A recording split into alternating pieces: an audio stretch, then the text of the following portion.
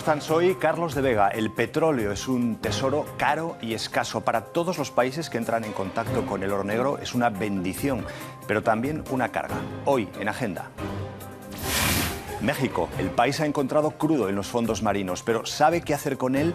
Pemex, el monopolio público, es una empresa monstruo horriblemente gestionada. El gobierno quiere reformar todo el sistema energético y abrir la puerta a las empresas privadas. Egipto, por su canal de Suez navegan miles de petroleros, pero eso hoy quizás es lo de menos. La primavera árabe ha dado paso a un invierno de los mundos de Mordor. ¿Quiénes son los buenos y los malos? ¿Los hay? ¿Cómo saberlo? Lo primero que los militares han hecho es acabar con la libertad de prensa. ¿Existía antes?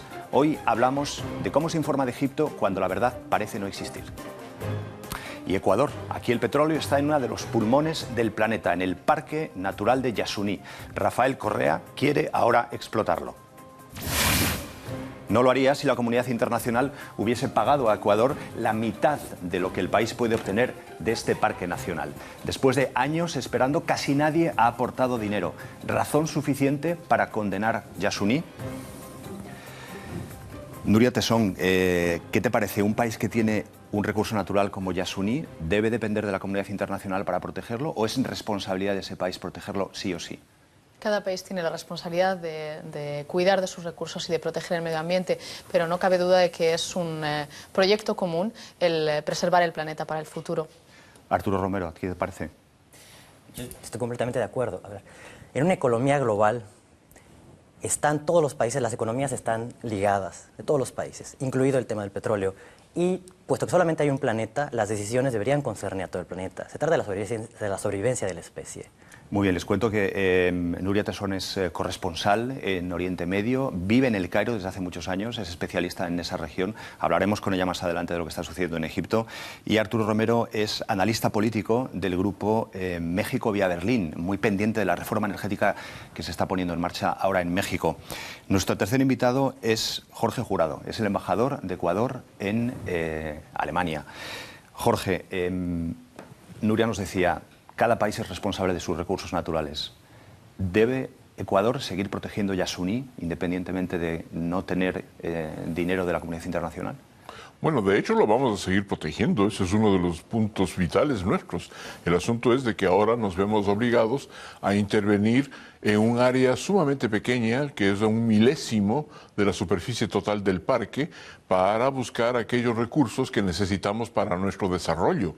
Eso no significa de que el resto, el 99,99% del parque vaya a ser destruido, ni mucho menos. Pero nuestra intención en un momento dado fue que justamente logremos la posibilidad de cambiar un sistema, una forma de ver del desarrollo en donde sean quienes tuvieron la responsabilidad principal del cambio climático, es decir, de todos los problemas ambientales, que se hagan cargo también corresponsablemente de una parte de de lo que habían hecho, y la iniciativa Yasuní fue en su momento la iniciativa más importante que se pudo poner en marcha en el mundo entero para dar una alternativa a este tipo de situaciones que vienen siendo ya delineadas y trabajadas a lo largo de los años, ¿no? Pero si es tan pequeña esa parte que van ustedes a explotar, ¿por qué gran parte de la sociedad en su país está en contra de esa explotación también? Porque no es solo la comunidad internacional, sino también la gente del propio Ecuador.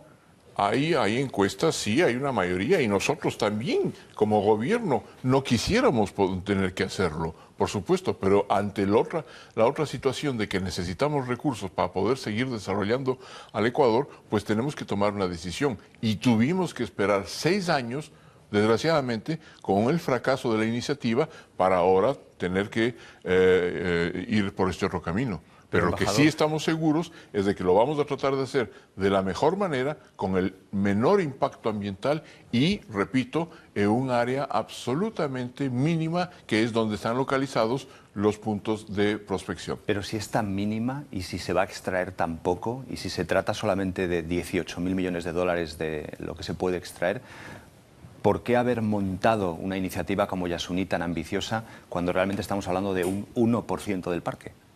A ver, le estamos hablando de un milésimo del parque, en realidad, por eso digo.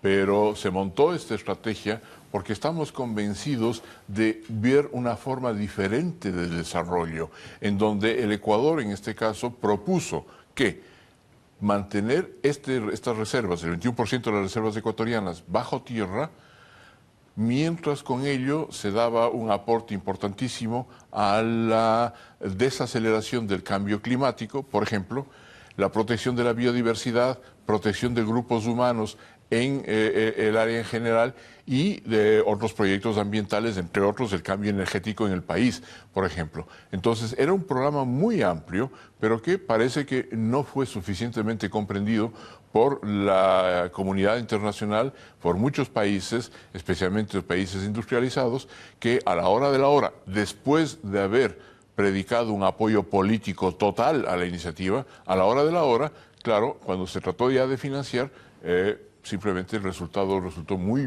magro. Pero permítame decirle, yo entiendo que los países industrializados puede que no actúen responsablemente respecto a lo que suceda en otros países, pero claro, Francia, Alemania, Brasil, Chile también pueden decir, yo tengo mis propios problemas que tengo que resolver por mí mismo y tengo mis responsabilidades internacionales y mis responsabilidades también nacionales. Quiero decir, yo como país tengo recursos naturales que quiero proteger porque mi desarrollo se basa en proteger esos recursos naturales. No necesito a nadie que venga a ayudarme. Sí, eso es su posición soberana y es la posición soberana nuestra también, perdón. Lo que se trata aquí concretamente es de haber dado una oportunidad para que exista una compensación a aquellos países que estamos dispuestos a proteger nuestro medio ambiente, nuestro hábitat natural, ¿a cambio de qué? A cambio de una proporción del 50% de lo que íbamos a perder por no explotar, concretamente para lograr mantener el desarrollo que estamos llevándolo a cabo. De eso se trata. Ecuador pedía 3.600 millones de dólares para dejar de explotar. Exactamente, calculados a tiempo del 2007. El monto total que habríamos perdido en ese entonces era 7.000 millones de dólares. Pero como el petróleo ha subido y hay un cambio importante en el mercado petrolero, hoy en día la misma cantidad de petróleo está evaluada en 18.000 millones de dólares. Arturo. Sí, yo tengo una pregunta.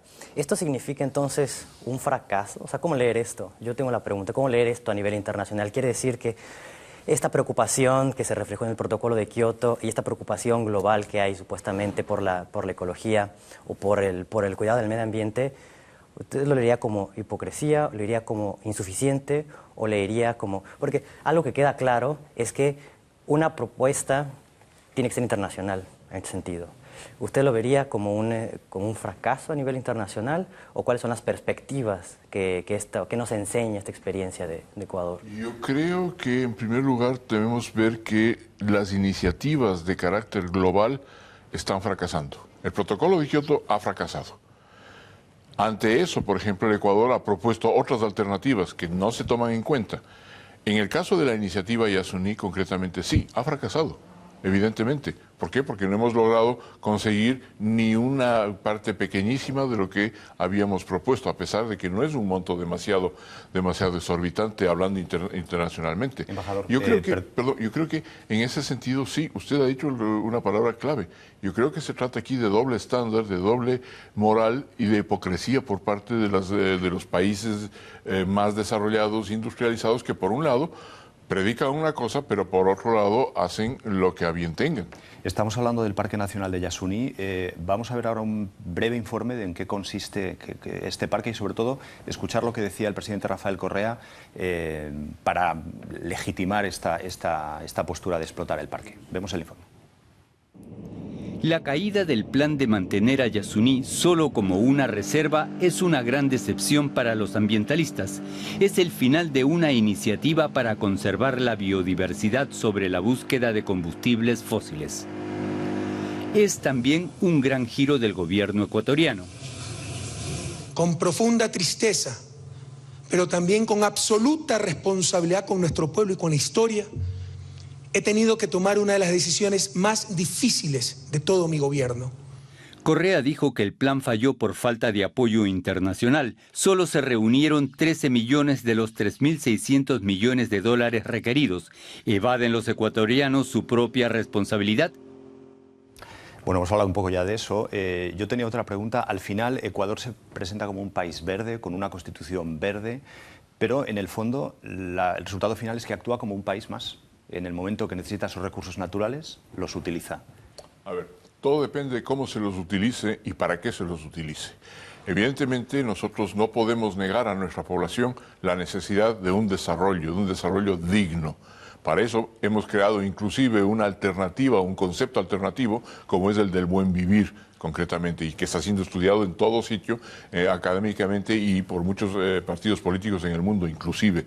Pero ¿qué significa esto? De que nosotros no podemos frenar este desarrollo. No podemos teniendo niños que no pueden ir a la escuela o que tienen problemas de salud o que hay desnutrición. Tenemos que superar esto. Y para ello estaba como alternativa de crecimiento, estaba la propuesta del Yasuní. Esto no ha funcionado, pero entonces es nuestro deber soberano el utilizar estos recursos de la mejor manera. No se olviden de que la transición entre el subdesarrollo a un proceso umbral de desarrollo no es automático de ninguna manera, no es de un día a otro. Hay por lo menos una década o 2 décadas de paso, de incremento diario, de inversión diaria que está haciendo nuestro gobierno. Hoy por hoy el Ecuador es el país en la región, en América Latina, que mayores inversiones sociales ha hecho. No son cifras nuestras, son cifras de organismos internacionales. El Ecuador, luego de Dinamarca, es el país que más invierte en educación en el mundo,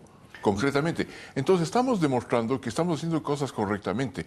No por ello vamos ahora a dejar de ser un país verde. Todo lo contrario, estamos convencidos de preservar lo que tenemos y que debemos hacerlo. Pero busquemos un camino para ello. Pero ¿no es este el primer paso que muestra que ustedes están dispuestos incluso a sacrificar esa importante riqueza que supone tener el Amazonas en su país y que están dispuestos a sacrificar eso en favor de ese desarrollo? ¿No es un contrasentido? No se trata de sacrificarlo.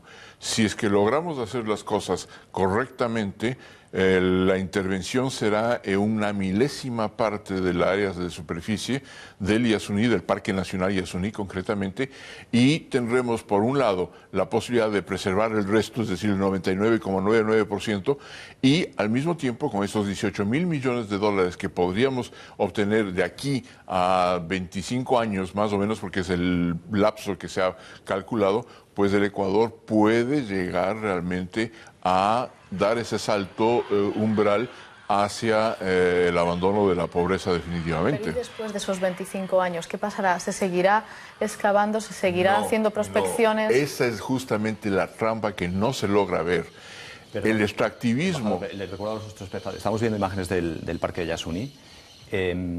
Perdón, ya que he interrumpido la conversación, hablaba Nuria de ese romper la barrera, que seguiremos extrayendo, no, en nuestro caso no. Justamente estamos haciendo todo lo posible, ¿no?, para poder tener un desarrollo endógeno que nos permita sobrevivir sin petróleo, entre otras cosas. El mejor ejemplo que podemos dar, hoy por hoy el presupuesto nacional del Estado se paga en un 60% ya por nuestros propios impuestos. Pero eso, embajador, me suena como a un discurso político, porque realmente por supuesto, un discurso político un tanto con una dosis de demagogia, porque quiero decir, estamos intentando no depender del petróleo, pero la decisión que tomamos es seguimos dependiendo del petróleo. Hablamos del buen vivir, pero actuamos como un Estado convencional que explota los recursos sólidos. ¿Qué hacemos en el proceso de transición? Pues probablemente plantearse, me pregunto, si no se puede uno plantear qué tipo de desarrollo queremos. ¿Queremos un desarrollo clásico basado en el petróleo que entre dentro de lo que son los circuitos de la comunidad internacional y de los flujos de capitales? ¿O queremos un desarrollo basado en el medio ambiente en el que sobre todo preservemos nuestros recursos naturales? En 6 años hemos logrado hacer las mayores inversiones internas en el país. Hemos hecho todo lo contrario de lo que económicamente se conoce como el mainstream. ¿Por qué? Hemos hecho una política económica anticíclica. Hemos hecho exactamente todo lo contrario. Hemos comenzado, en lugar de ahorrar, como sucede ahora en muchos países del sur de Europa, que están en muy malas condiciones, pues hemos invertido, y hemos invertido en nuestro país. Y el resultado hoy es de que el Ecuador crece en proporciones asombrosas y comparables en América Latina. Hemos crecido el 2011 a 8%. Pero esta última decisión esta es bastante mainstream. Es decir, Sí, explotar un parque nacional como Yasuní es mainstream. Hay un tramo, hay un lapso que tenemos que cubrir, que tenemos que sobrepasarlo. Y no dependemos más. No tenemos todavía una industria desarrollada, no tenemos otros recursos desarrollados. Mientras construimos eso, evidentemente tenemos que utilizar esos recursos naturales. La pregunta sería, así, ¿cuál es ese plan para no depender del petróleo a largo plazo? Es decir, ahorita se tiene que explotar, en este momento hay condiciones, porque si no se sacrifica el desarrollo, ese argumento queda claro, pero ¿qué garantizaría que después la economía no dependiera del petróleo y no fuera necesario después explotar otro 1%, 2, 3, 4, 5? La clave que estamos buscando es depender de un desarrollo del conocimiento humano. Estamos haciendo las mayores inversiones que se han hecho históricamente en temas de educación. Estamos capacitando a nuestros jóvenes. Tenemos 6.000 becarios en las mejores universidades del mundo, todo pagado por el Estado ecuatoriano. Estamos atrayendo a científicos al Ecuador, pagándoles muy bien para que vengan a enseñar en nuestras universidades. Estamos poniendo en marcha 4 proyectos universitarios de élite absoluta. Es decir, estamos tratando de generar las bases de un proceso que nos permita como pobladores, como población, ya no depender de nuestros recursos naturales. ¿Pero cuándo? 10, 15 años vamos a necesitar a esto. Sí, perdona. Adelante, por favor. Termino. Esta inversión en conocimiento es para ver qué se podría hacer después, o se está pensando en hacer del conocimiento un elemento de capital que pudiera fundar una economía. Estamos mirando varios aspectos, entre ellos el buscar alternativas de desarrollo. Yo mencioné hace unos momentos el tema del buen vivir. ¿Qué significa el buen vivir? Es la alternativa que nosotros estamos poniendo basándonos en la idiosincrasia, en la cultura ancestral de los pueblos andinos concretamente, buscar formas alternativas de crecimiento. No creemos en el crecimiento ilimitado. Estamos convencidos de que existen fronteras a ese crecimiento ilimitado. No queremos seguir la misma carrera que han hecho los países industrializados y del consumo masivo, no. Entonces, inclusive teóricamente, estamos elaborando conceptos que nos permitan otro tipo de crecimiento en armonía con la naturaleza. Mientras tanto, desgraciadamente, todavía dependemos de estos recursos, porque no tenemos otras alternativas. Nuria, ¿querías decir algo? Sí, le quería preguntar que si también están funcionando todas esas empresas que han puesto en marcha para tanto en educación como en investigación, etcétera, si no es una cuestión de paciencia el esperar, el aguantar, el poder dar un poco de tiempo más al Amazonas para poder, siguiendo esas otras vías que ustedes están emprendiendo con tanto éxito, no tener que depender de esos recursos naturales y quizás poner el primer paso para algo que puede ser irreversible en el futuro para su país y para el mundo. Esa es una pregunta sumamente interesante, no cabe duda, pero habría que hacerla al pueblo ecuatoriano y seguramente se la va a hacer. Porque el presidente Correa lo que en este momento está planteando ante la Asamblea es de que la Asamblea decida ya sobre esto y si es que alguien se opone tendrá que haber un referéndum sobre este asunto. Entonces se puede decidir, pero vamos a ver si el pueblo ecuatoriano decide por sostener este crecimiento bajo cánones sustentables o una última pregunta que le quería hacer sobre este tema. El artículo 407 de la Constitución habla de prohibir la actividad extractiva en zonas protegidas, pero que en cualquier caso se puede hacer una excepción y se plantea la posibilidad de que haya una consulta popular. ¿Tendrá que haber una consulta popular sobre este tema? Ese es el camino que se eligió. En primer lugar, el presidente está poniendo la excepción a este artículo a la Asamblea Nacional, a nuestro Parlamento, y entonces la Asamblea es la que tomará la decisión concretamente de cuál es el camino a seguir.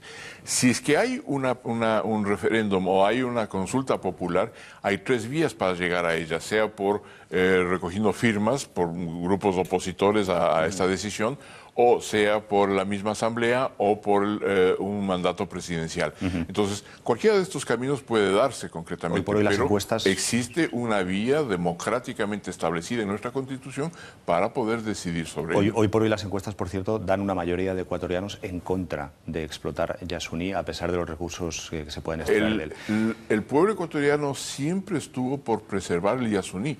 Ahora se están dando todas las garantías para que esta situación realmente pueda, de la extracción petrolera, pueda darse en condiciones realmente óptimas desde el punto de vista ambiental y técnicamente sustentables.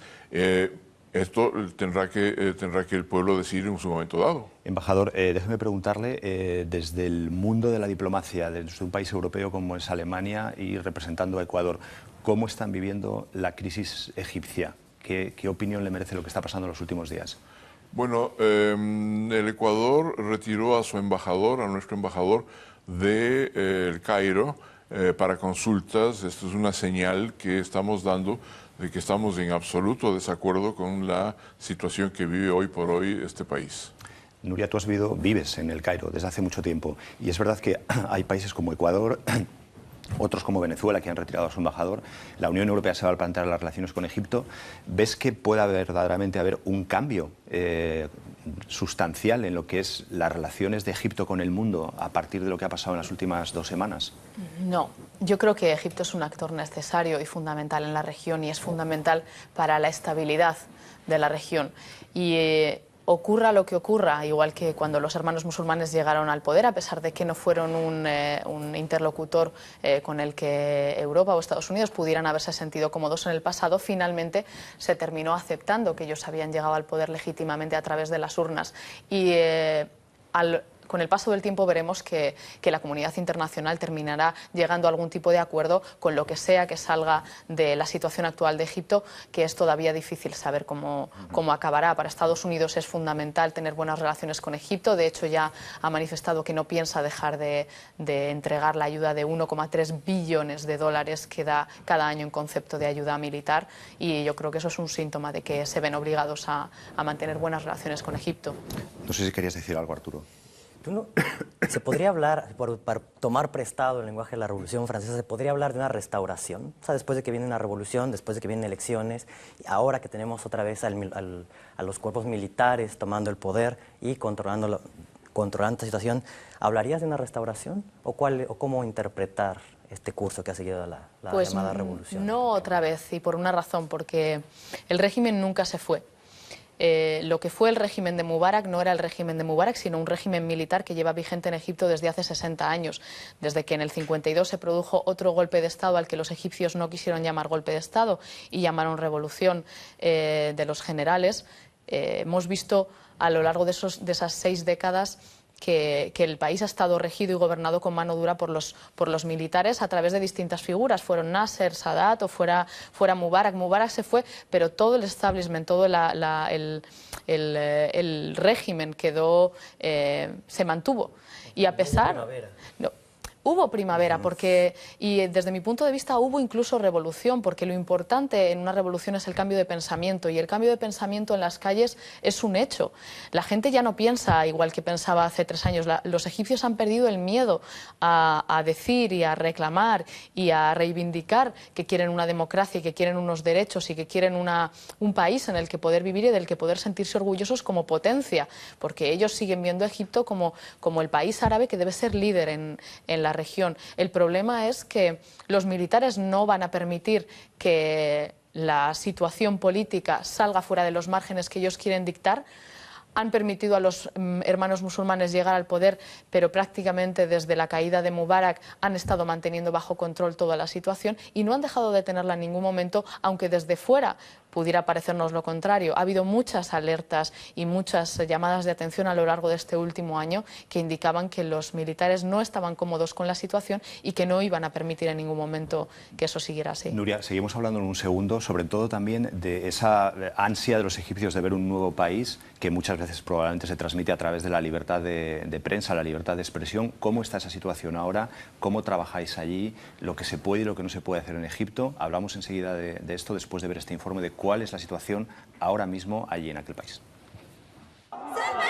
Entre los disturbios de Egipto hay otra batalla importante que se está peleando, la lucha por ver qué mensaje sale del país. El ejército egipcio ataca a los medios de información nacionales y extranjeros por informar contrario a sus intereses.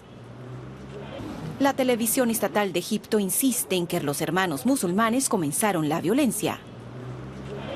Los simpatizantes del depuesto Mohamed Morsi acusan que los medios están siendo atemorizados por el ejército. Los periodistas que luchan por decir la verdad en la línea de fuego se han convertido en objetivos. Su tarea se ha hecho muy difícil.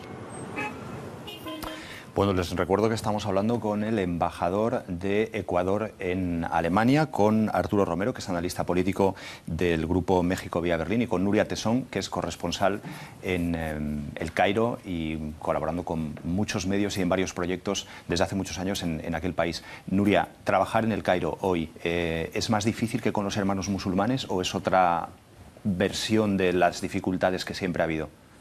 En Egipto siempre ha resultado muy difícil trabajar. Con Mubarak era difícil trabajar, después durante la revolución y durante el tiempo que los militares estuvieron controlando el país era muy difícil. Con los hermanos musulmanes lo fue. En los 6 primeros meses de mandato de Mursi se detuvo a más del 50%, o sea, más periodistas, muchos más periodistas, casi el 50% más periodistas que en todo el mandato de Mubarak durante 30 años, y ahora la situación sigue siendo peligrosa. La diferencia ahora es que durante la revolución tenías claro de alguna manera quiénes eran los buenos, entre comillas, si es que había buenos, y quiénes eran los malos. Sabías que las fuerzas de seguridad del Estado estaban intentando ocultar información, intentaban atacar a los periodistas, y que los ciudadanos que estaban en las calles protestando, fueran islamistas o fueran personas civiles sin ningún tipo de afiliación política, te propiciaban cierta seguridad. Ahora no existe esa seguridad, ha desaparecido. ¿Por qué? Porque en los 2 últimos años se ha producido una intoxicación por parte de los medios egipcios, de los medios gubernamentales, contra los extranjeros. Se nos acusa de espías, se nos acusa de contar información tergiversada sobre lo que ocurre en el país y de influir en el país. Los egipcios tienen un sentimiento muy nacionalista y no quieren ningún tipo de intervención, pero también porque en las calles no están de acuerdo con la cobertura que se está haciendo. Gran parte de la población está apoyando a los militares, se apoyó el golpe de Estado, al que no denominan golpe de Estado, sino una tercera vía, una forma de ejercer la democracia de otra manera, y están en contra de los periodistas que informamos sobre las masacres que comete el ejército contra los militares. Pero digamos que o sea, los medios están ahora controlados por los militares al 100%, porque lo que creo es que cuando se produce la primavera árabe hay también un florecimiento de iniciativas de medios de comunicación a través de internet, blogs. Parecía que había también un florecer en distintas formas de opinión. No sé si todo eso ha desaparecido del mapa en 2 semanas y ahora todo está controlado por los militares, o sigue habiendo una pluralidad de opiniones dentro del país. Lo que sigue habiendo es un intento de mantener la pluralidad de opiniones y sigue habiendo gente que opina. El problema es que resulta muy difícil opinar porque las voces críticas con los que se oponen a lo que están haciendo los militares son muchos, incluso entre algunas de las voces revolucionarias, incluso entre los jóvenes que defendieron la revolución y que defienden esos principios democráticos. Hay muchos que defienden que se esté reprimiendo de esa manera tan dura a los islamistas. Hay muchos que están respaldando que los hermanos musulmanes son un grupo terrorista y que hay que ejercer esa fuerza contra ellos, esa violencia, y que hay que dispararles. De hecho, uno de los problemas que estamos teniendo los periodistas ahora mismo en El Cairo, por ejemplo, es que somos detenidos por grupos de civiles y entregados al ejército, cuando estamos cubriendo algo que no les interesa que cubramos. Por el momento eso no está pasando con los medios egipcios, porque la mayoría están informando desde un punto de vista más bien afín a lo que dicen los militares, pero ni siquiera por una cuestión de que se ejerza una coerción contra ellos, se les fuerce a hacerlo, sino porque muchos de ellos están de acuerdo con lo que está pasando, a pesar de que las organizaciones no gubernamentales denuncian los abusos. Embajador, el asunto de la libertad de expresión, que es un tema tan complicado en cualquier parte del mundo, ¿verdad? En Egipto vemos los militares, en Ecuador el gobierno de Rafael Correa defiende que han sido un grupo de familias, ¿no?, los que han controlado prácticamente los medios y que han dominado el discurso de una forma también política, ¿no? Bueno, de hecho tenemos evidencias muy fuertes. Con la nueva ley de comunicación en el Ecuador se ha podido democratizar el acceso a la comunicación, a la información. De hecho, por ejemplo, paritariamente 1/3 de las frecuencias, en el caso de la radio, 1/3 de las frecuencias han sido repartidas a comunidades. 1/3 de las frecuencias ha sido repartida al sector privado y 1/3 de las frecuencias al sector público. Esto no existía antes, hasta hace 3 meses antes, simplemente el 98% estaba en manos del sector privado. Entonces, esas 6, 7 familias eran las que ejercían el poder de la llamada libertad de expresión. Eso nos lo cuenta usted así tan sencillamente, pero Pues, evidentemente es un tema muy polémico. Pero ¿verdad? por supuesto, lo que pasa es que hay que preguntarse en este caso muy claramente, cuando un periodista, y yo lo he escuchado a nuestra colega de panel aquí, a Nuria, hace unos momentos atrás, que decía, bueno, cuando yo quiero o trato de hacer una corresponsalía honesta, lo cual no lo dudo en absoluto, todo lo contrario, estoy seguro que lo va a tratar de hacer. La pregunta es, cuando un periodista, cuando un corresponsal trata de hacer una información veraz, honesta del asunto, ¿qué es lo que pasa detrás de bastidores en los despachos, en los medios de comunicación que están dominados por un interés concretamente? ¿Qué es lo que sucede ahí? Ahí está la gran pregunta. Entonces, el momento en que hay un interés privado que está detrás de la información, siendo la información un bien público, concretamente, no tiene por qué ser un bien privado. Bueno, en el país de la libertad de expresión, todos los medios son privados. El New York Times, el Washington Post, Bueno, CNN, recordemos qué es lo que sucedió con esa alineación y tal vez alienación también con estos periódicos después del 11 de septiembre, que inclusive el New York Times ha tenido que hacer un mea culpa muchas veces sobre ese tema de cómo tuvo que alinearse. Entonces, lo hacen. Bueno, pero ¿de qué sirve en este caso? Lo hacen el mea culpa, pero igual siguen siendo medios absolutamente parcializados por unos intereses privados detrás. Pero mientras, la pregunta, ¿no cree que mientras haya intereses privados de todos los sentidos no es negativo? La pregunta es clara. Como ciudadano, uno tiene el derecho de exigir una información veraz, una información que realmente le comunique y le informe a un individuo, al colectivo concretamente. La pregunta es esto, ¿está esto garantizado por la forma como llevamos las cosas? Yo creo, embajador, que eso depende en gran parte del tipo de información de la que se trate. Por supuesto, en su país la información nacional relativa a Ecuador será mucho más sensible que la información internacional, dependiendo de sobre qué país se trate, igual que en España unas informaciones son más sensibles que otras. No tanto, porque, por ejemplo, existe en América Latina, existe la Asociación de Diarios de América, concretamente, como un ejemplo.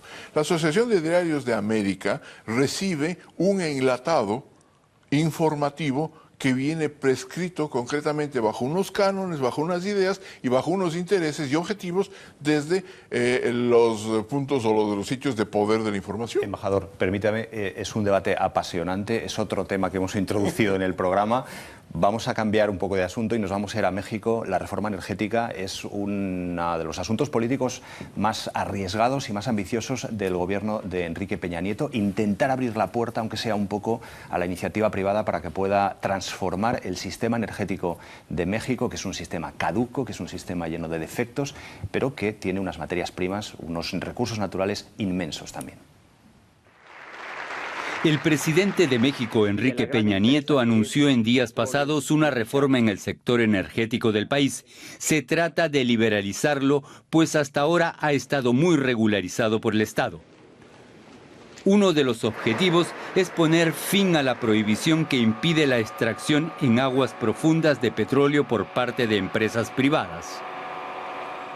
Peña Nieto aseguró, sin embargo, que en ningún caso se perderá la propiedad estatal de los recursos naturales, un tema importante para los mexicanos. Se calcula que México tiene una reserva de 11.000 millones de barriles de crudo. Con una mayor inversión podrían encontrarse todavía más. En pocas palabras, ¿en qué consiste esta reforma? Quiero decir, si yo tengo una empresa de petróleo, ¿me interesa invertir en México si se aprueba esta reforma? A ver, la reforma... Veo que traes muchísimos papeles. No, es muy sencillo. A ver, se está planteando reformar dos artículos a la Constitución mexicana, el 7 y el 28, que lo que dicen es si tiene derecho o no a participar la iniciativa privada en la cadena de producción, ¿no? En toda la cadena de producción del petróleo. Y segundo, que la ley que controla los monopolios, es decir, lo que se está diciendo es la electricidad y el petróleo ahora deben en aras de una modernización, supuestamente, aceptar la inversión privada porque, y ese es el argumento, porque esa es la palanca de desarrollo de México y porque también, supuestamente, la Comisión Federal de Electricidad y Pemex, la empresa petrolera mexicana, están atrasadas o no están a la vanguardia, como les gusta decir, ¿no? Ese es el argumento principal. ¿Y cuál es el resultado? O sea, ¿tú crees que esto va a funcionar? Y si no va a funcionar, ¿por qué no va a funcionar? A ver, primero, número uno, ¿por qué se dice que es necesaria esta reforma? Son dos ideas fundamentales. Uno, que Pemex está quebrado, que Pemex no es eficiente.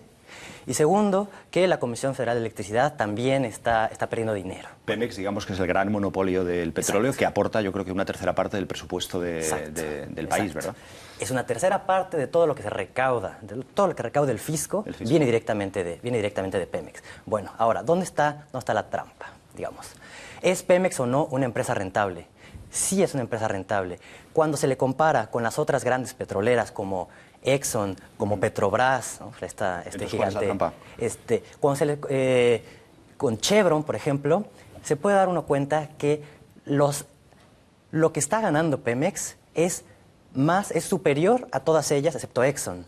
¿Cuál es el problema? La carga fiscal que tiene Pemex. Porque entonces, como tiene que pagar 69% de impuestos, todo eso se va al erario público y entonces sus ganancias netas aparecen como muy bajas. Entonces, claro, cuando se comparan esas ganancias ya después de quitar los impuestos, entonces, obviamente, dentro de un escenario internacional, parece que Pemex no es competitivo. Antes de irnos a Pemex, quiero decir, el gobierno aprueba este proyecto, abre la puerta a la inversión privada. Es la iniciativa de ley que se va a discutir en el Congreso. Pero, ¿dónde está el problema, entonces? O sea, ¿cuál es el problema que desde las empresas privadas se pone a esta reforma?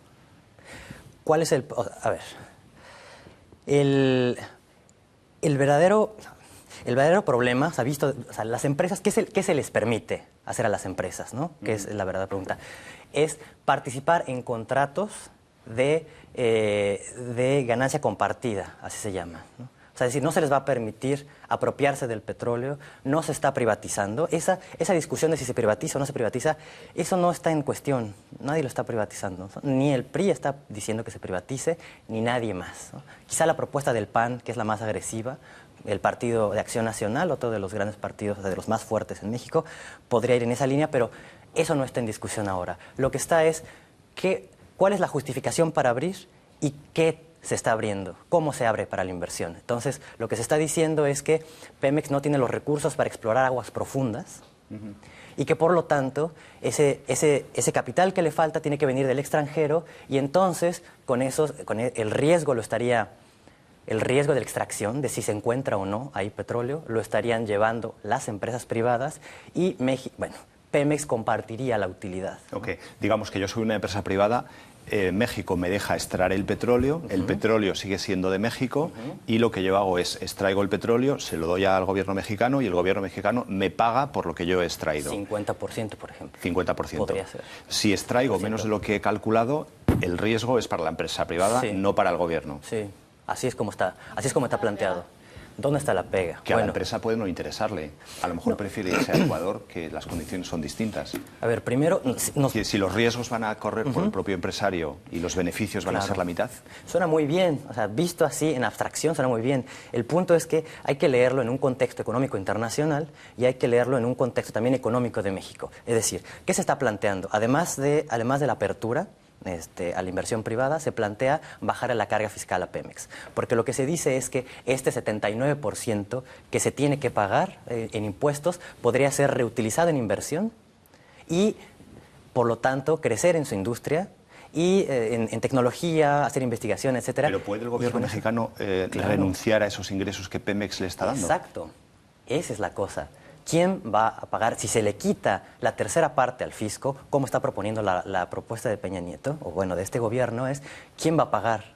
¿Quién va a pagar ese tercio? ¿Se resuelve eso en la reforma? Bueno, no, al contrario, produce este problema, porque está pretendiendo bajar los impuestos no solo a las empresas que participarían en la inversión privada, sino a Pemex, y entonces, si ese dinero disminuye, tiene que salir de otro lado. ¿De dónde va a salir? Muy probablemente del IVA, alimentos y medicinas. El mismo PRI ya hace poco aceptó, había tenido prohibido en sus estatutos discutir ese tema. Actualmente acaba de aceptar que es un tema que puede avanzar. Embajador.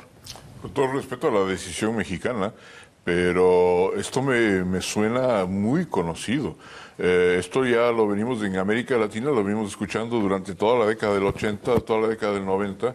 Es la típica receta neoliberal en la cual concretamente, por un lado, se trata de desprestigiar una empresa o varias empresas estatales para decir que no producen, que son ineficientes y demás, y por lo tanto existe la necesidad absoluta de que el capital extranjero venga e invierta ahí, por un lado. Y por otro lado, el tema del nombre, yo no veo por dónde es la reforma energética. Lo que es una reforma de capitales, lo que está tratando es una reforma de capitales y una reforma de poder. Concretamente, ¿qué es lo que está ahí detrás? Eso es lo que yo estoy opinando personalmente, no como diplomático. ¿Estás de acuerdo con él? Pero creo que por ahí iría la cosa. A ver, estructuralmente lo que está proponiendo, estructuralmente lo que está proponiendo es eso. Decir que la empresa no es rentable y por lo tanto proponer inversión privada. Eso ya pasó con Telmex y hoy constituye el monopolio más grande y los mexicanos pagan las tarifas. Que es empresa de telecomunicaciones. Que es la empresa de telecomunicaciones mexicana y que hace que los ciudadanos de México paguen las tarifas más altas de internet y de telefonía celular de todos los países de la OCDE. Eso es lo que produjo la liberalización y la privatización de Telmex. Una pregunta clave.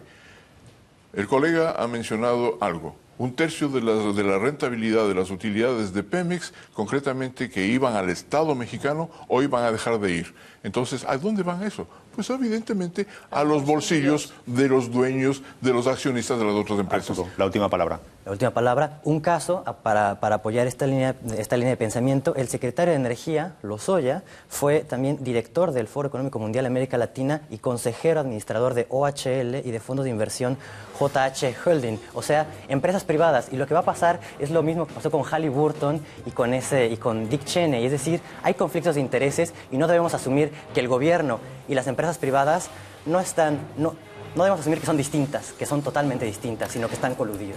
Bueno, un tema complejísimo que volveremos a hablar de él probablemente porque es un asunto que va a traer cola y que faltan meses para que se complete.